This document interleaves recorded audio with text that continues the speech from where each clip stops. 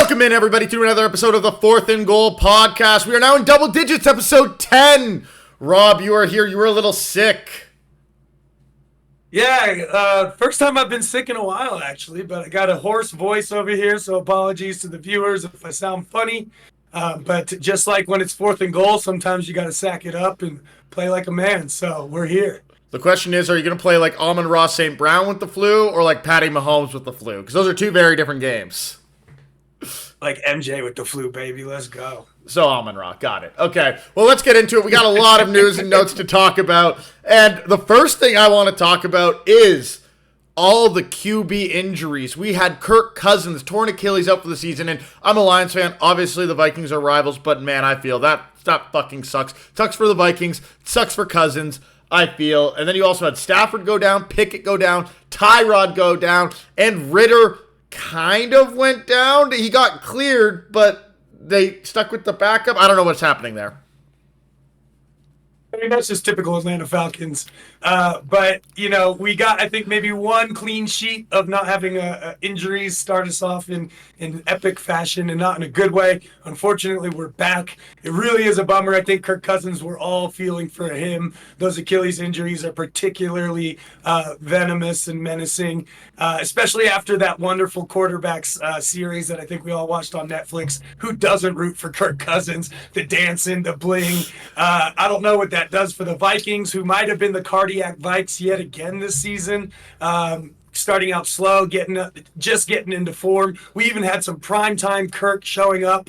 But this is just a mess all around the NFL. Really just goes to show once again why running backs are not as valuable as quarterbacks, right? When these teams are in such disarray, whether that's fantasy or real life. It is just mayhem in the waiver wires. It's mayhem for these backup quarterbacks. I think every quarterback in the league is on notice to be taking those second reps fucking serious. Yeah, we have 11 teams that I counted. 11 teams that either last week or this week might be without their planned starting quarterback. That is more than 1/3 of the league might not have their starting quarterback this coming week that they came into the season thinking that's our guy.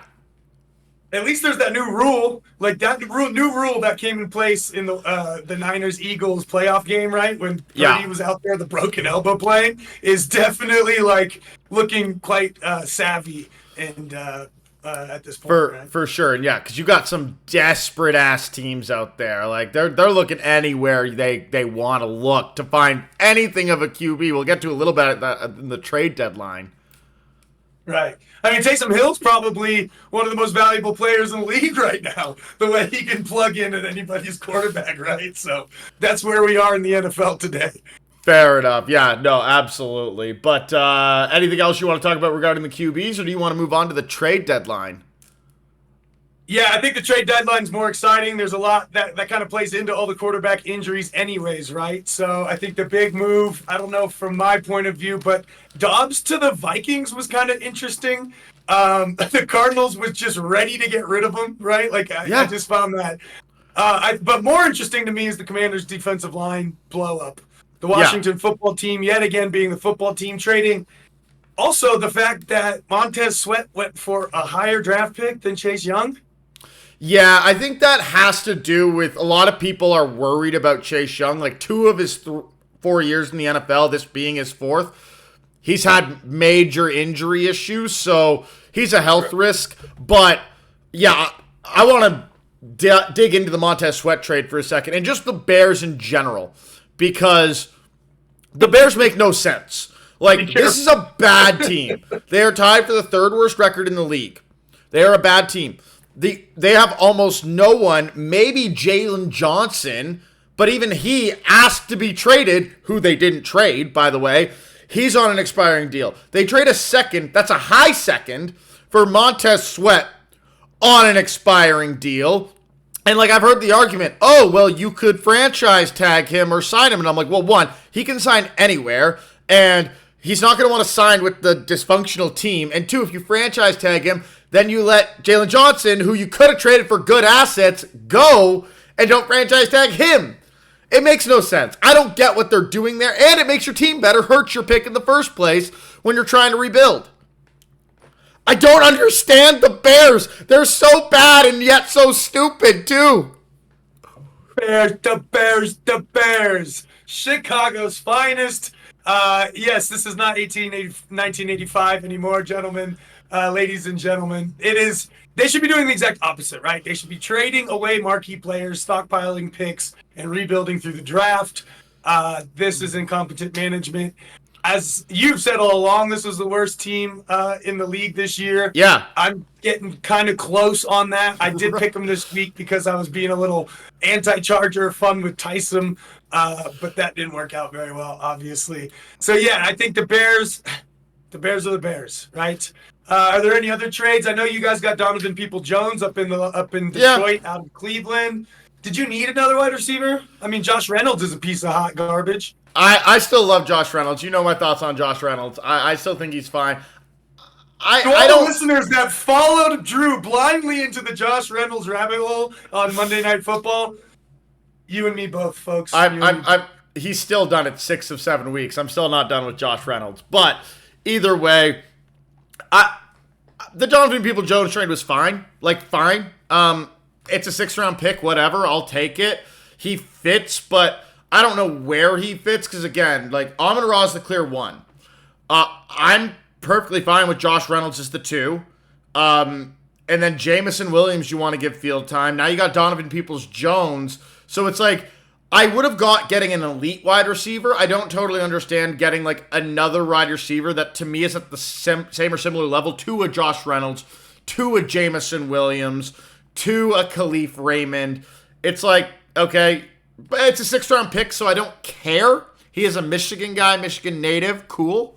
But I don't get the trade personally. Yeah, I mean, for 6th-round pick, you might as well add some depth. I actually like Donovan Peoples-Jones. He showed some flashes of greatness in Cleveland. Maybe a change of scenery is what he needs. I see a little Kadarius Toney last year on the Chiefs with this. Where, you know what, nobody was really sure. It was kind of like not a good fit for him. Moved scenes. Was pretty good last year. He's a piece of shit this year. But yeah, I'm fine with it because it's a 6th-round pick for a lottery ticket. This might be nothing, but it's a lottery ticket.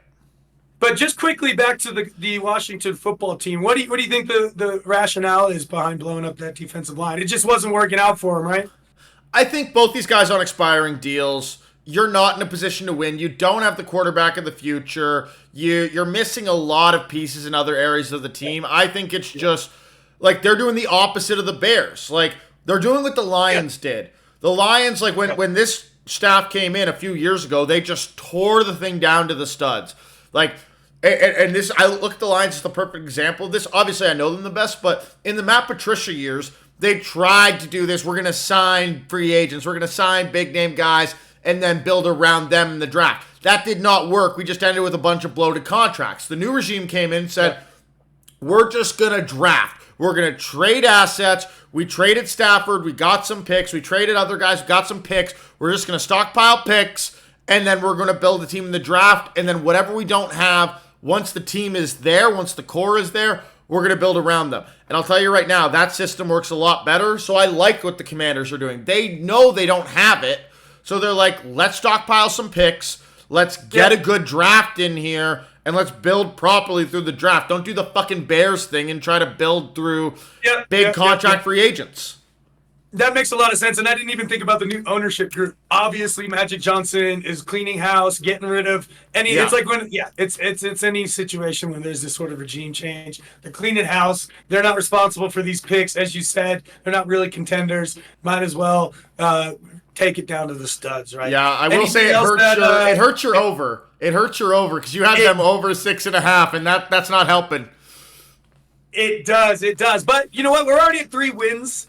This is the kind of team in the NFC that's kind of garbage at the bottom that they could snake out for more in the rest of the season. I'm not dead on that pick yet.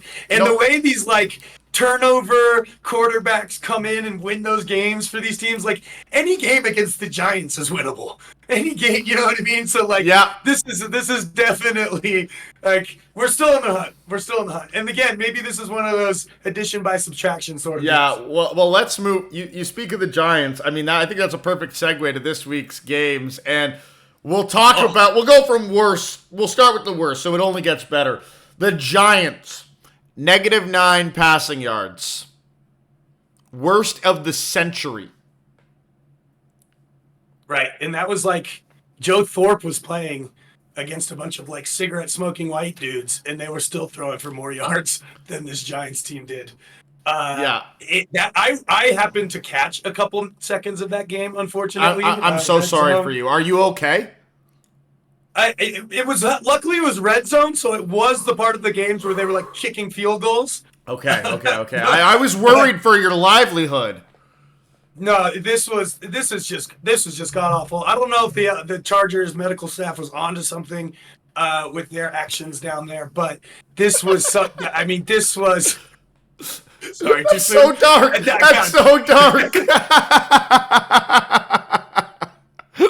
Sorry, that one just came off top. I didn't even know. Yeah. Wow. That's a deep cut. I don't know if everyone's gonna pick it up, but we're not gonna explain it. If you know, you know, though. No, we're just gonna keep it moving, just like Ron Rivera, slaying Eagles and jokes out here. But anyways, I don't think we have anything more to say except that was an abysmal performance. That was a fucking game of rugby for the New York Giants. Shout out the Buckies and the spring World Cup winners. But anyways, that was how the worst do you game not ever. complete forward passes in the National Football League in 2023? I don't understand. The better question, how do you complete -9 yards of forward passes and still have to have 2 missed field goals and an overtime to lose that game? Like, the Jets barely tied that game. It was Zach Wilson pulled some shit out of his ass. He must have saw a MILF in the crowd or something and had to perform for Cougarland. Yeah. Well, I don't want to talk about that game anymore because that game, I have not watched the highlights and I don't want to. Moving on. But I did have the +3.5 on the Giants in my parlay if the Rams didn't get mollywopped. Yeah, well, they did. Fuck it. Either way, let's move on to Mayo Man himself, Will Levis, tossing 4 TDs, 3 to DeAndre Hopkins. I've been saying for a while, I've been waiting. I've said, I've defended Tannehill for years, but Tannehill's done. They got to start Will Levis. They did, and oh my God, I've been a Will Levis defender, but I didn't expect this shit. And the definitive wide receiver graveyard has a zombie, DeAndre Hopkins. Would you please stand up? Tearing fantasy teams apart. 3 touchdowns out there. Great to see the kid running around once again. Will Levis, though, I'm a firm believer that when these youngins come in, to have them start behind someone, even for a couple games, is huge. This happened to Ben Roethlisberger behind Tommy Maddox his rookie year. He only came in, I believe it was like the 4th game after an injury, then rattled off like 11 straight wins, took us all the way to the Spygate game against the AFC Patriots in the AFC Championship. But that was an example. Will Levis could be the next model of that. That being said, they are coming to Steel Town on a Thursday night.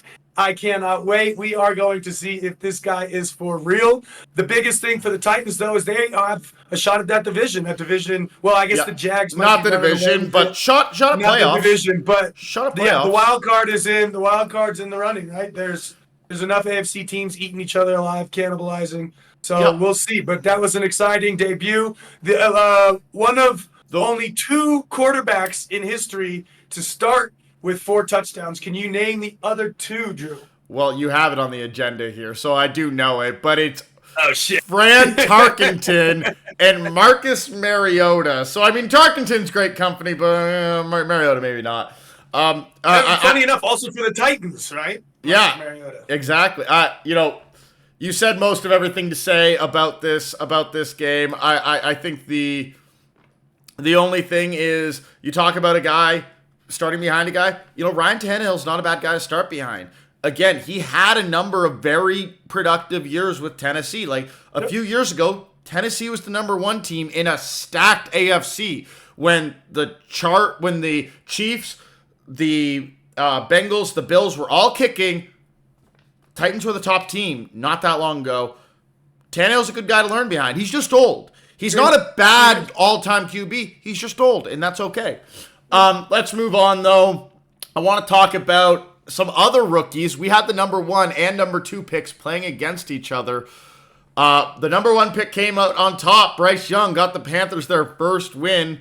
Did you see any of this game? What were your thoughts on it? No, I actually didn't get to watch this game. I would have enjoyed watching it though. I actually, in hindsight, which is always 2020, the Panthers were probably a good pick here, actually, at home against the Texans with that kind of dynamic between the quarterbacks.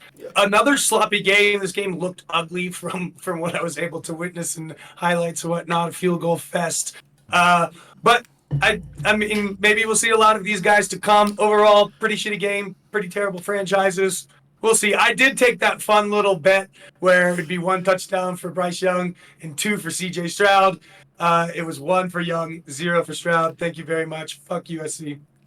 Yeah. Yeah, CJ Stroud, he's done enough to show us that he's a good QB. He had a bad game here, for sure. There's no doubt about that, but that happens. You're a rookie. He'll get over it. Bryce Young, we still need to see it. Like, I think thus far of the 4 main rookies, 3 of them have shown, okay, you got it. The guy who hasn't is the number 1 pick, and the Panthers may live to regret that trade, moving what probably will be a top 5 pick next year, what was a top 10 pick this past year, and a stud receiver in DJ Moore, who, is still a stud in spite what we've seen in Chicago, but that's more Chicago than anything. Yeah, and I also think Bryce Young might be a product of his location, right? The Panthers is a far worse team overall. So the fact this that is Adam one of those Thielen situations, is his go-to guy. and he is still killing it, by the way. Adam Thielen is old man Thielen. Yeah, is running all over these people. I feel Adam Thielen's not good. He's just the best option of a bunch of really bad options. It's kind of like the old NBA adage. It's like any NBA player can get 20 points if the offense runs through them. He's Jordan Poole on the Wizards. Exactly. Like any NBA player can score buckets if the offense runs through them. And so I think it's the same here. Any wide receiver can be productive if you are the only option. Yeah, and you're always behind throwing the ball, right? So yeah, exactly. I was right about the Bengals this week. Our eternal flip-flopping of the Bengals. Drew and I never agree. For those of you that have been following along, you know this. This time I nailed it coming out of the bye. We have fresh legs. Joe Cool. The Bengals look like the Bengals once more. This is exciting. The Niners, on the other hand, could be a Trojan horse. Yeah, I'll tease it now. Rob and I have differed on the Bengals again this week. Which way did we go? Wait and see in a few minutes. Indeed. But yeah, the Bengals looked really good. I mean, they looked really good. They look all the way back. Coming out of the bye, Joe Burrow was starting to get a little bit better. It still didn't look rough before, but I think that extra week of rest, not having to really practice on it, not having to play on that calf, that team was a slow starter last year. They look back. Chase looks good. Higgins looks good. Mixon looks good. And they're 4-3. Mixon looked real good. They won some games, in some really tough games in there to now be a 4-3 team. And guess what? They still have a tough schedule, but they did what they needed to do through that rough patch to get the wins they needed. They should be able to make the playoffs now. As shocking as it is to say, I didn't think we were going to be saying that after the first few weeks, but we're here. And that division's up for grabs because every team is cannibalizing each other. The Cleveland's good, Pittsburgh's good, Baltimore's resurgent as well. So it's exciting to see the Cincinnati Bengals again. I think the biggest issue the Bengals are going to have is can they win with a really tough schedule? They've shown that they can now. It's more of an issue of will they win because They still got a really tough schedule. They still got the Bills. They still got the Chiefs. They still got the Jaguars. They still got Ravens, Steelers, Browns. Like that is a gauntlet they got remaining. Yeah. Okay. Well, especially if the Chiefs keep losing to the Broncos, I'm a little pissed off. We're almost getting to the betting corner, but man. That really blew up this parlay I had. The Chiefs haven't lost to the Broncos since 2015. That's insane. Yeah, the stat is the last time the Chiefs lost to the Broncos hadn't yet won their most recent Super Bowl. That was the last time. That means Peyton Manning was probably still on the Colts. Think about that.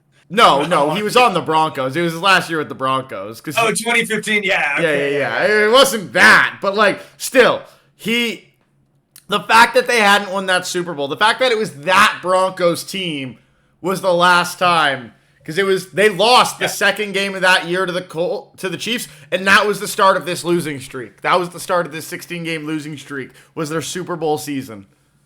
Of course, Uncle Bob has money on the game when it happens. I take historic L's all the time. It's crazy. I mean, this folks. This was a game that was tailor-made for this, though. It was like, it was snowing there. Taylor They got Swift? it off. No Taylor Swift. It was snowing. 20 degrees out. It was cold. It was just Patrick Mahomes with the flu. It was everything kind of came together for that to happen. Yeah. I think I gotta start checking the weather conditions on these games. Yeah, Broncos fans like gotta be. Games. Yeah, Broncos fans gotta be pretty upset because they won, but you gotta be upset because I think that win was enough for them to not blow it up. And like, God, this team had to blow it up. They made no moves. We talked about that trade deadline. No Broncos in there, and this team is not. They're not it. They're not it. We've seen that. No. I have the under there. This was not good for me. They're still only at 2 wins, I believe. So the under's looking pretty solid. I think it's at 8.5. So yeah. I think that one. You're over on the Manders, maybe not, but that one's looking pretty good. Yeah. Exactly. Either way, I think we can move on to our weekly outlook. And so we got a little bit of a new screen coming up. So we've got the quad box going. Exciting. Changing it up so you can see us and both of our picks at the same time.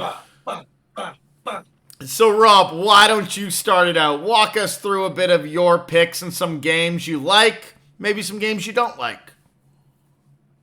I do like, obviously, the Steelers on Thursday night just because of the Will Levis angle. I think that adds a little spice to that game. Steelers are favorited, though, which I don't particularly like. I think we have Mitch Trubisky in there. Good old Mitch. That's the Bears' incompetence personified once again. This week, I have to say, I'm going with the Bengals. We disagree on this. They're playing the Bills. That is going to be a tough game, but I'm on the Cincinnati train yet again. They're going to come through. I think that Bills team is overrated this year. Their injuries are killing them. All they have is Josh Allen to Stephon Diggs, and I think the Bengals can stop that. They have Burrow to chase, plus more weapons. That's a Cincinnati game that they're going to take right there. Let me hear your comments on that first, and then I can talk about some of my... Oh, actually, no. We'll get to you later. There's a couple... I took the... I like Baker Mayfield on the road against the Texans. The idea that the Texans are a favorite, to me, should not ever be the case. And I love the Seahawks over the Ravens. This is also probably a little bit biased because fuck Baltimore, but that is a great game. And believe it or not, I took the -9 passing yard Giants to beat the hapless Vegas Raiders. So that's a couple of my upsets. What about you? Yeah, I mean, we differ greatly. Like, you look at these, there's only 14 games this week. We differ on 7 of them. Half the games were different. I will say, if you look up here, the bottom of mine scares me.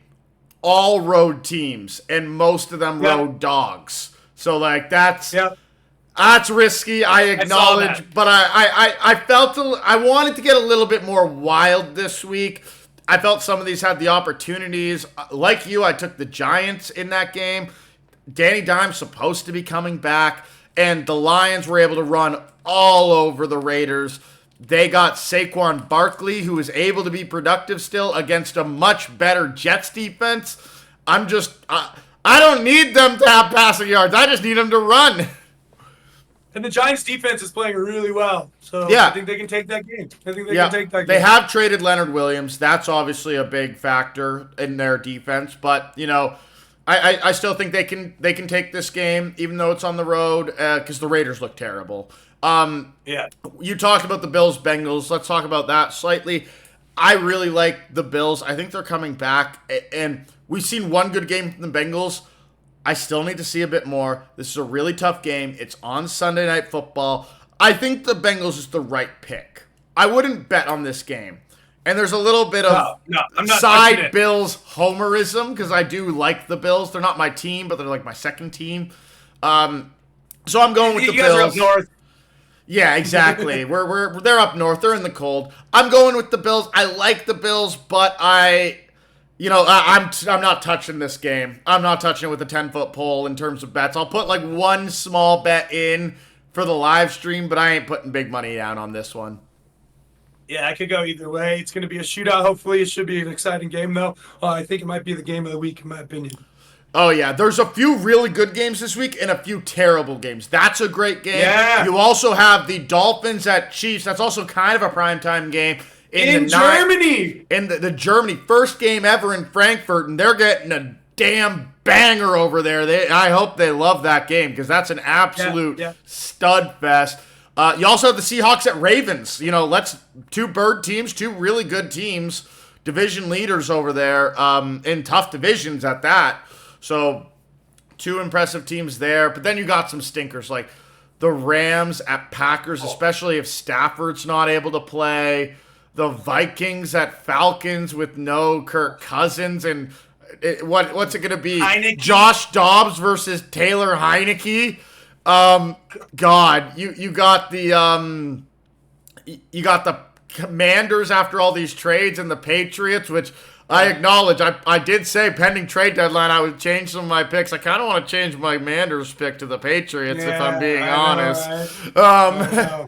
And like Giants Raiders. Another good game. Sorry, I should say the other good game because I don't want to leave it out. The Cowboys Eagles is also a really good game. Yeah. Well, there's like 4 great games there, right? Yeah. The Bills, Bengals, Dolphins, Chiefs, Eagles, Cowboys, and the Seahawks, Ravens, right? Boom. Yeah. That's a top tier. And then you got a couple good ones like the Steelers, Titans there. Yep. And then the games this week are kind of like toss-up crap. Like, they're just really bad games out there. Like Browns, even the Browns Cardinals is not very exciting. That's my lock of the week. I think Cleveland, I believe they're at home, right? They're at home. They should be able to push a Joshua Dobbs-less Cardinals. If not, then the are who we thought they were, a.k.a. Cleveland's team. Because this is like the 1 week where they don't have Josh Dobbs, but Kyler Murray's not back. And so I don't care if it's P.J. Walker. I'm still smashing the Browns to win this. And again, guys, if you followed, so Rob, this would be effectively Survivor-esque for you, but you're out on Survivor. So you are just kind of picking who your best bet is. Yeah. This for me, I'm still going on Survivor. I'm going into week 9. I am 8 for 8 on Survivor picks. I've used a lot of the best teams, but hey, if you've been following me in Survivor, you're going deep. Yeah, or is just gambling in general, but we'll get there in a quick second. And so we both picked the Chiefs in Frankfurt. I just want to talk quickly about that game. Yeah. 2 things. One, I think Germany is a hell of a market because there's so many Americans, like soldiers, expats, like they come hard for those games. But one thing that killed me last year, and I want the viewers to watch out for it this year.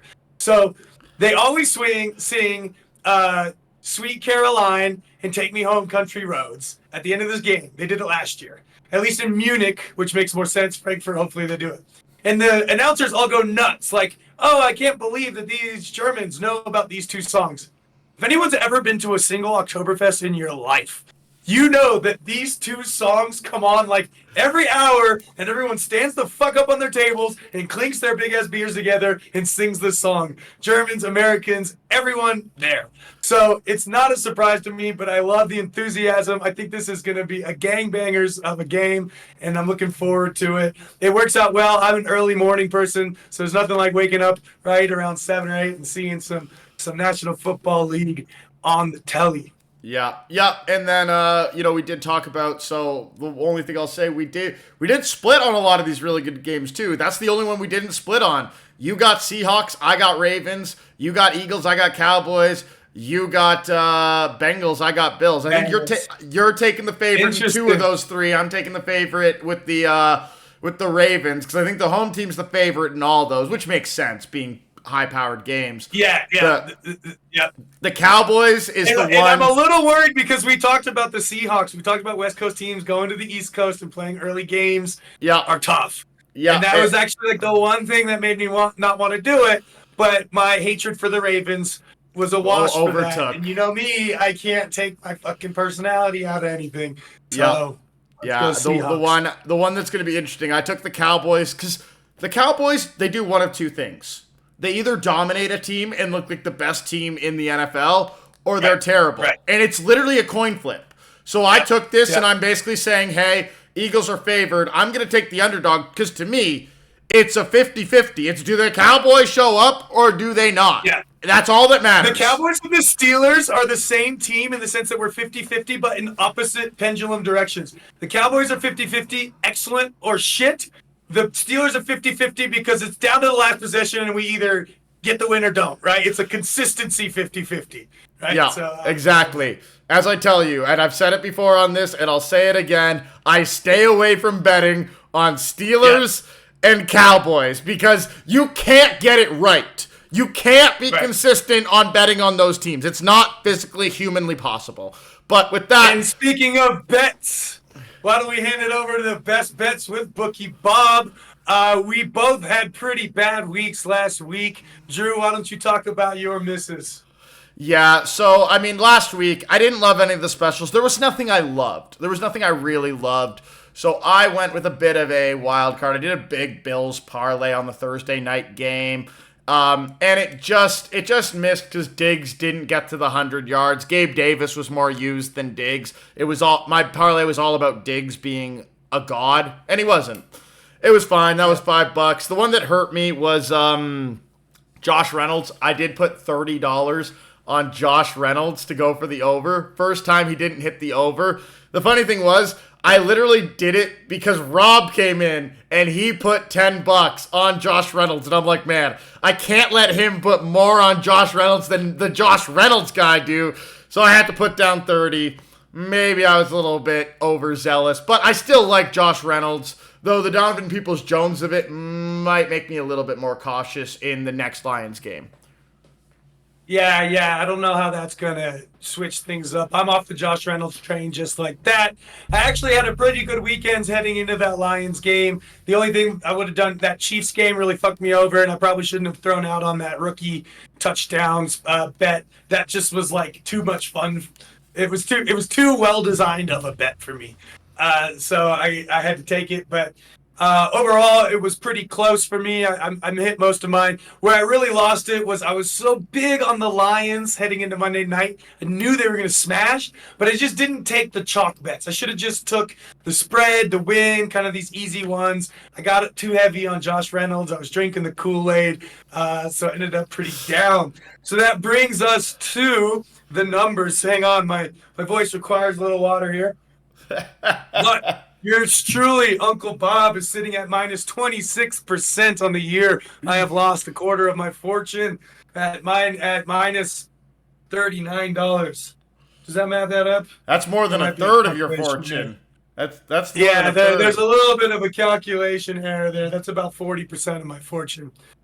Drew, you have $172 in profit, so you are still killing it despite the big losses this week. So, unlike last week where I got a little chasing of the dragon, Daddy needed a new pair of shoes, spread myself a bit thin. I am going one bet this week, just like you last week. I'm not too thrilled with any of these games. I think those top echelon games are really hard to tell. Don't want any money on those. I think the bottom games are a shit show. Don't really want money on those. So I put $6.90, nice, on A.J. Brown and C.D. Lamb to get over 200 plus receiving yards. They are, as you called it, the alphabet soup bet. They are playing each other. This is going to be, I believe, a shootout in Philly, depending on the weather. Those two guys have been absolutely tearing it up of late. I don't see how this misses. That is my only bet of the week.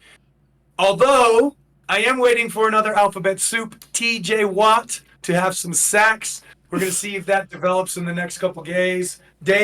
Keep an eye out on our Twitter, folks, and come join us on the Twitch stream Thursday night, where we will be gambling on that Steelers game.